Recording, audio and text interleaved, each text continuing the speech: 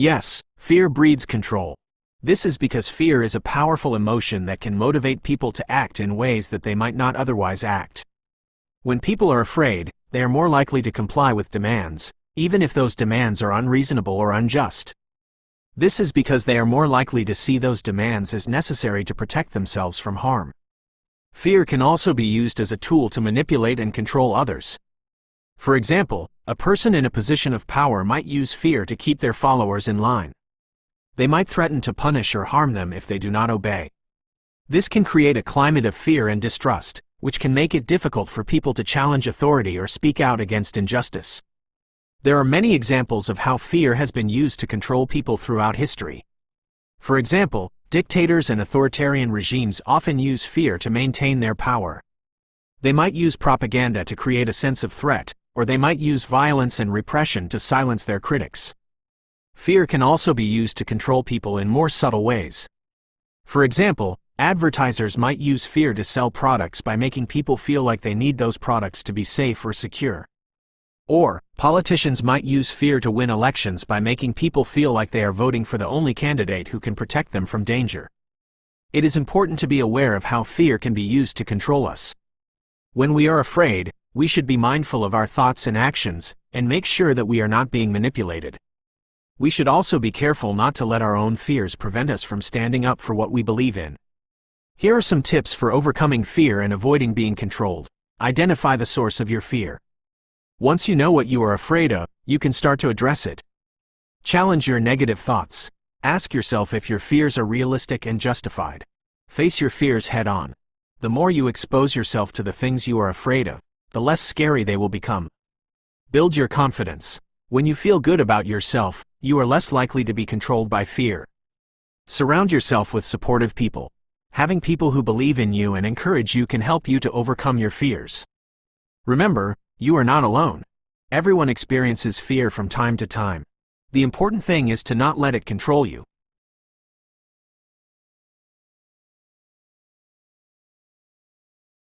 Yes, fear can also breed the desire for one to control. This is because fear can create a sense of vulnerability and helplessness. When people feel vulnerable and helpless, they may be more likely to seek out control in order to feel safe and secure. This can lead to people trying to control their environment, their relationships, and even themselves. For example, someone who is afraid of being abandoned may try to control their partner's behavior in order to ensure that they never leave. Or, someone who is afraid of failure may try to control every aspect of their work in order to avoid making a mistake. The desire for control can also be motivated by a fear of the unknown. When people are afraid of what the future holds, they may try to control their circumstances in order to create a sense of predictability and order. This can lead to people becoming rigid and inflexible, and it can make it difficult for them to adapt to change. It is important to note that the desire for control is not always a bad thing. In fact, there are many situations where it is necessary to have some control over one's environment. For example, it is important to have control over one's finances and one's health. However, when the desire for control becomes excessive, it can lead to problems in relationships and in one's overall well-being. Here are some tips for managing the desire for control. Identify the areas of your life where you are trying to control too much. Challenge your negative thoughts about what will happen if you lose control. Practice letting go of control in small ways. For example, you could start by letting your partner choose the restaurant for dinner or letting your child choose what to wear. Focus on living in the present moment and accepting that you cannot control everything. Seek professional help if you are struggling to manage your need for control. Remember, it is okay to want some control in your life. However, it is important to balance your need for control with the need to be flexible and let go of things that you cannot control.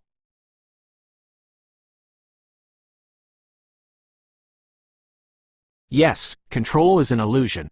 We may believe that we have control over our lives, but the truth is that there are many factors that are beyond our control, such as the weather, the economy, and the actions of others. Even our own thoughts and feelings can be unpredictable and uncontrollable. This does not mean that we are powerless. We can still make choices and take actions that influence our lives. However, it is important to be realistic about our expectations of control. When we accept that control is an illusion, we can let go of the need to control everything and focus on living our lives to the fullest. Here are some examples of how control is an illusion. You cannot control the weather. No matter how much you wish for a sunny day, it may rain. You cannot control the economy. Even if you are a successful investor, you cannot predict every market fluctuation. You cannot control the actions of others. No matter how much you love and care for someone, you cannot control their behavior. You cannot control your own thoughts and feelings. Your mind can wander, and you can experience emotions that you do not want to feel. So, what can we do if control is an illusion? Here are a few tips. Focus on what you can control. Instead of trying to control everything, focus on the things that you can actually influence, such as your own thoughts, actions, and choices. Accept the things you cannot control. Let go of the need to control things that are beyond your reach. This will help you to reduce stress and anxiety. Live in the present moment. Instead of dwelling on the past or worrying about the future, focus on living in the present moment and enjoying each day. Be grateful for what you have. Instead of focusing on the things that you do not have, focus on the things that you are grateful for. This will help you to appreciate the good things in your life. Remember, control is an illusion, but that doesn't mean that you are powerless. You can still make choices and take actions that influence your life.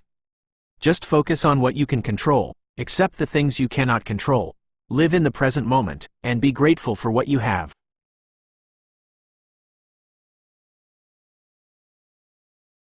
Yes, loss of control can breed fear. This is because humans are naturally wired to seek out predictability and order. When we feel like we are losing control, it can create a sense of uncertainty and vulnerability. This can trigger our fear response, which can lead to a range of negative emotions, such as anxiety, panic, and even anger. There are a number of factors that can contribute to the fear of losing control. Some common triggers include trauma. People who have experienced traumatic events in their lives may be more likely to fear losing control. This is because trauma can damage the part of the brain that is responsible for regulating emotions and coping with stress. Mental health conditions. Certain mental health conditions, such as anxiety disorders and obsessive-compulsive disorder, OCD, can also make people more prone to the fear of losing control. Perfectionism. Perfectionists often have a strong need for control. This is because they believe that if they do not control every aspect of their lives, they will fail. This can lead to a fear of losing control and making mistakes. Life changes.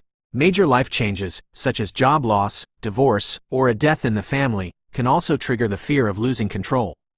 This is because these changes can disrupt our sense of stability and predictability. The fear of losing control can have a significant impact on our lives. It can lead to avoidance behaviors, such as avoiding new situations or challenges. It can also make it difficult to cope with stress and anxiety. In some cases, the fear of losing control can even lead to self-destructive behaviors. If you are struggling with the fear of losing control, there are a number of things you can do to cope. Identify your triggers. What are the things that typically make you feel like you are losing control? Once you know your triggers, you can start to develop strategies for dealing with them. Challenge your negative thoughts. When you feel like you are losing control, it is easy to get caught up in negative thoughts. However, these thoughts are often unrealistic and unhelpful. Try to challenge your negative thoughts and replace them with more positive and realistic ones. Practice mindfulness. Mindfulness is the practice of paying attention to the present moment without judgment. By practicing mindfulness, you can learn to accept your thoughts and feelings without getting caught up in them. Seek professional help. If you are struggling to cope with the fear of losing control on your own, consider seeking professional help from a therapist or counselor. A therapist can help you to understand the root of your fear and develop coping mechanisms. Remember, you are not alone. Many people struggle with the fear of losing control. With the right support and coping mechanisms, you can learn to manage your fear and live a full and meaningful life.